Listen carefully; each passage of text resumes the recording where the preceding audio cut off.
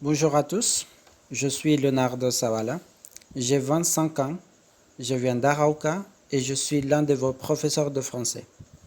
Bienvenidos una vez más a este curso de francés.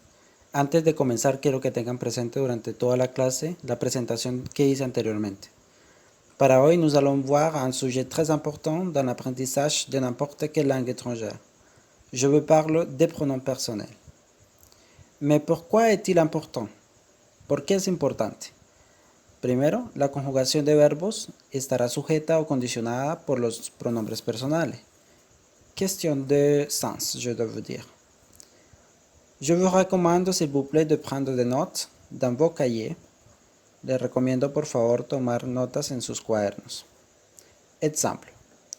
Conjuguons le verbe hablar en español. Conjuguemos el verbo hablar en español. Donc, pour le faire, on doit impérativement mettre en place les pronoms personnels. Dans ce cas, yo, tú, él, ella, nosotros, ustedes. Yo hablo, tú hablas, él, ella habla, nosotros hablamos, ustedes hablan, ellos hablan. Si analizamos las terminaciones de cada verbo conjugado, vemos que cambian. Blo, blas, blamos y blan. Je ne peux pas dire, no puedo decir, yo hablar, tú hablar, etc. Para eso conjugamos los verbos y la importancia que tienen los pronombres personales. Deuxième, les pronoms personnels désignent qui parle, à qui l'on parle et les personnes ou choses dont on parle. Je vous explique avec les images suivantes. Les explico con las siguientes imágenes. Dans les deux premiers encadrés, on voit le pronom je, la primera persona del singular, c'est-à-dire la personne qui parle, et nous, primera persona del plural, c'est-à-dire les personnes qui parlent, las personas que hablan. Ahora veamos, tu, deuxième personne singulier, segunda persona singular. La personne qui l'on parle, persona a quien le hablamos. Passons maintenant à vous. Vous, c'est la deuxième personne aussi, mais pluriel. Segunda persona plural. Et cela correspond aux personnes qui l'on parle. Quelque chose d'important qu'il faut retenir, algo a tener en cuenta, es que el pronombre vous designa la segunda persona al singular, mais avec un registre de politesse, en un sentido amable y cortés con las personas que no conocemos o una persona mayor.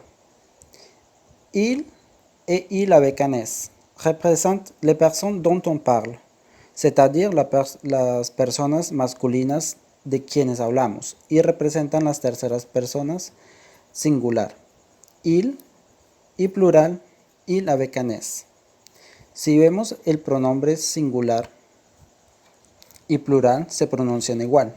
Même si le pluriel a un S de plus, il ne se prononce pas.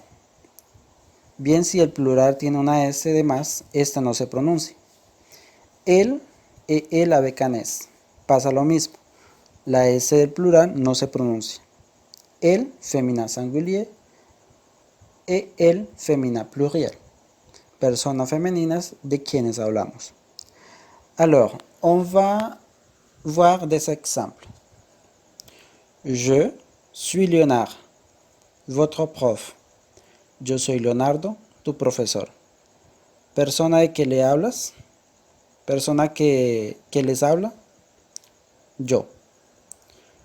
Tu es un étudiant o tu es une étudiante. Tú eres un estudiante o tú eres una estudiante. Persona a quien le hablo, tú. Il est un professeur. Él es un profesor. Persona de quien hablo, él. Si vous voulez avoir plus d'informations concernant les pronoms personnels, en la caja de descripciones puede encontrar un documento con ejemplos que te ayudará a complementar esta información. Bon, pour le faire un peu plus intéressant, para hacerlo un poco más interesante, on va conjuguer le verbe s'appeler. Mais pourquoi s'appeler? ¿Por qué este verbo? Pues le servirá al momento de presentarse. S'appeler signifie en espagnol llamarse. Mais allons-y. Je vous recommande de prendre des notes encore une fois, car cette conjugaison va être très utile pour vous.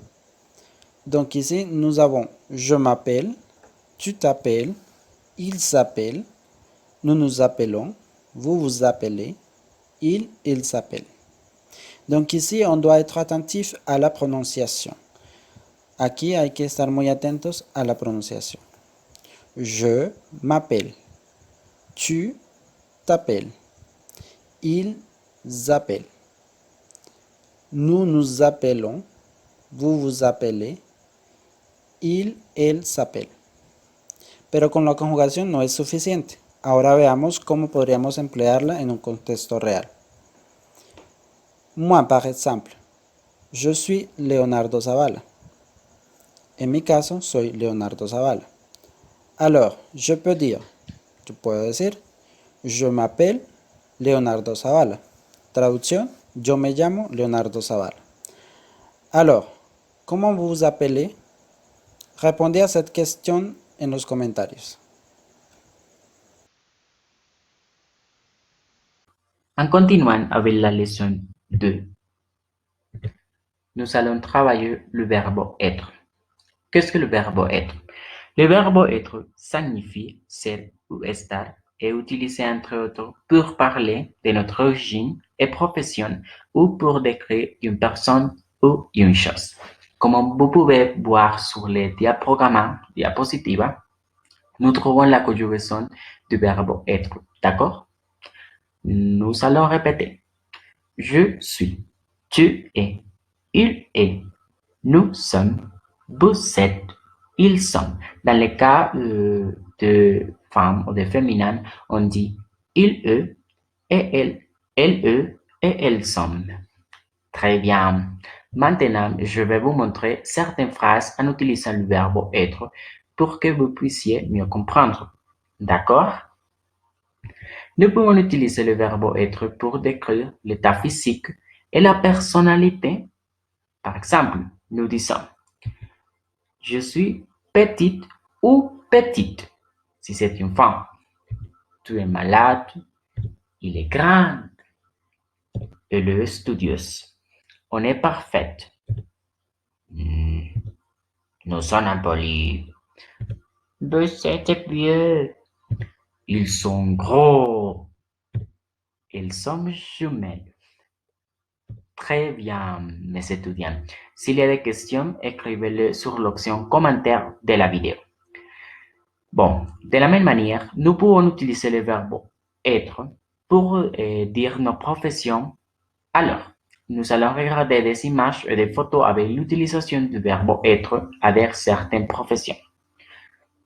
Répétez s'il vous plaît. Je suis un chanteur. Tu es une chanteuse. Il est un cuisinier.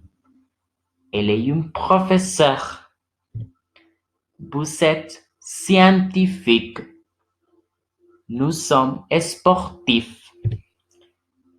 Ils sont étudiantes. Elles sont danseuses. Très bien. Bon. En continuant, nous allons parler du verbe venir. Vous connaissez la signification? Bien, c'est venir comme en espagnol. Nous utilisons le verbe venir pour parler de notre ville, ciudad, d'origine ou pour décrire une action que nous venons de faire. Una acción que nosotros acabamos de hacer. Par exemple, comme vous pouvez voir l'image, c'est une fête dans la Colombie. Je peux dire je viens de la Colombie. Être attentif parce que la conjugaison de ces verbes est un peu confuse, mais facile d'apprendre. Alors, comme vous pouvez regarder sur la photo de la diaporama, c'est la conjugaison du verbe venir avec tous les pronoms personnels. Dans la première phrase, vous trouvez les structures de la phrase. Je, le sujet. vient le verbe. 2. La préposition. Passer por le complément. Très bien. Maintenant, nous allons répéter la conjugaison avec tous les pronoms personnels. D'accord? Je viens de Pasderiporo. Tu viens de Cucutilla. Il, elle vient d'Arauca. Nous venons de Santander. Vous venez de Bucaramanga. Il, elle viennent de Medellín. Nous répétons une dernière fois. Je viens de Pasderiporo. Tu viens de Cucutilla. Il, elle vient d'Arauca. Nous venons de Santander. Vous venez de Bucaramanga. Il, elle vient de Medellín. Merci, mes chers étudiants. Bonjour à tous. Je suis la professeure Judith Barrera et dans cette occasion, je vais vous expliquer le verbe avoir, sa conjugaison et son utilisation de la leçon 2. Tout d'abord, le verbe avoir signifie en espagnol tener. Cet verbe est irrégulier. Pour cette raison, il n'y a pas de règle pour sa formation. Il faut l'apprendre. Bon, on va commencer avec sa conjugaison et sa prononciation. Répétez après moi, s'il vous plaît. J'ai, tu as, il a, elle a, nous avons, vous avez, ils ont et elles ont. Bien, le verbe avoir est utilisé pour indiquer la possession de quelque chose, la possession de algo, et pour indiquer l'âge, la edad. Ne vous inquiétez pas. Si vous ne comprenez pas, juste après, je vais vous donner quelques phrases où vous pouvez aussi voir sa traduction pour que vous puissiez mieux comprendre chaque utilisation. Bien, premièrement, le verbe avoir pour exprimer la possession. Par exemple, j'ai un enfant. Tu as un chat. Elle a une voiture. Il a un chien. Nous avons des lunettes. Vous avez un vélo. Ils ont un téléphone portable et ils ont un bonnet. Maintenant, pour indiquer l'âge. Par exemple, j'ai 8 ans. Ils ont 10 ans ou tu as 20 ans. D'autre part, il est important de savoir qu'il y a plusieurs expressions qu'on peut dire en utilisant le verbe avoir. Ici, certaines d'eux. Répétez après moi, s'il vous plaît. Avoir froid, par exemple, j'ai froid. Yo tengo frío. Aussi, avoir chaud. Tu as chaud. Tú tienes calor. D'ailleurs, avoir faim. Par exemple, elle a faim. Ella tiene hambre. Et finalement, avoir soif. Ils ont soif. Ellos tienen sed. Très bien, mes étudiants. Nous avons fini cette partie de la leçon. Si vous voulez réviser une autre fois cette verbe, vous pouvez trouver ces diapositives sur la plateforme des Classroom attachée à la leçon 2.